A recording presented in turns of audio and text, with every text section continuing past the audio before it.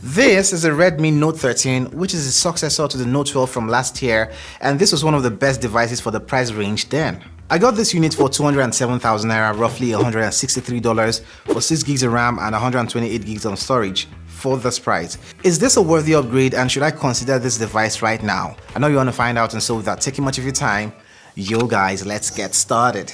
From the box, Redmi isn't playing the no accessory game thing here, as you get the paperwork, the SIM ejector, a 33-watt fast charger, a USB cable, a protective TPU case, and the smartphone itself. Now forget everything you know about the last year's lineup, because this bad boy has undergone some pretty design overhaul, especially for the back. You no longer get the platform that houses the camera bump, it's now directly on the body, and this glossy plastic back gives you this sleek and premium feel. You get a flat side design, flatter than last year, with the rounded edges similar to last year's design. You also get to see a hybrid SIM tray positioned at the bottom, alongside the mouthpiece opening and the down-firing speakers. Now the top houses a secondary speaker, a secondary microphone, and here's a throwback that never gets old. As with older devices in this lineup, the IR blaster, which you use to control your electronics, you can find it on the Redmi Note 13 also. Now the right side of this smartphone houses the volume rocker key and the power button without a fingerprint scanner on that. And that's because you get an under-display fingerprint scanner this time with the Note 13. Even though this isn't the fastest, it's classy. Redmi doesn't leave you hanging here as far as protection, because they match the pretty design with an IP54 rating, adding a splash of durability to the mix. You see what I did there? In addition, you get a Gorilla Glass 3 protected display. Now let's talk about the audio on the smartphone. The speakers here sound really clean and loud, similar to what you'd get from the Samsung Galaxy A15, and I love this. While still on audio here, I have to mention that the headphone jack is retained on the smartphone, meaning you have the luxury of using your great wired headphones with the smartphone, the Note 13 from Redmi. Now you get a 6.7-inch size display, which is also AMOLED and has a crisp 1080p Full HD Plus resolution.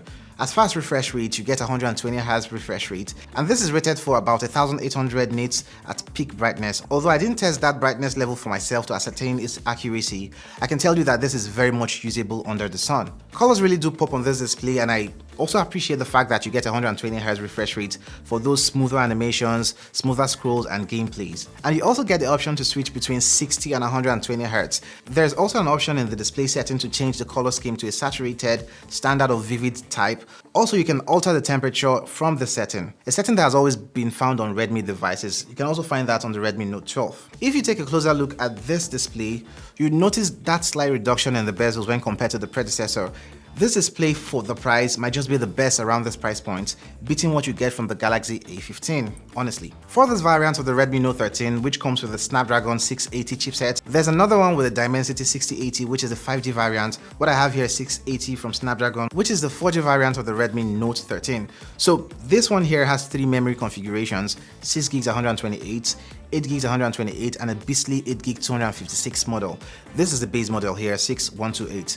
With this one, you get good performance for the category. Obviously not the best for the price, but this gets your mobile computing tasks done.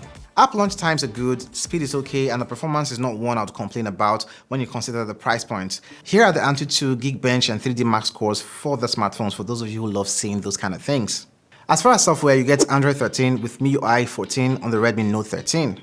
Now for the updates, I have no official news on that, but considering that the Note 12 from last year was promised 2 years of OS updates and 4 years of security patches, I'd assume that's the minimum you get from the Redmi Note 13.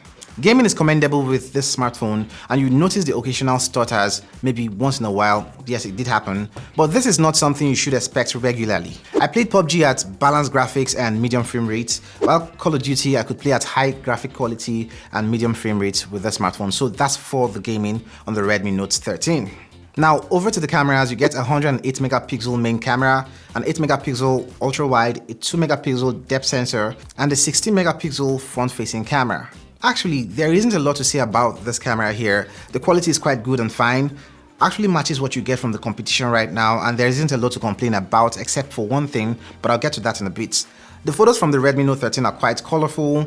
I love the color profile. I did notice it took about a second to adjust for exposure, but that's fine. Also, there wasn't a lot of contrast with the photos, but that's something you can correct in post. Where I have an issue with this camera is the front-facing sensor. Come on, it doesn't feel like the same smartphone took these photos. The quality difference is actually glaring. And here's the thing about the portrait photos from the front-facing camera.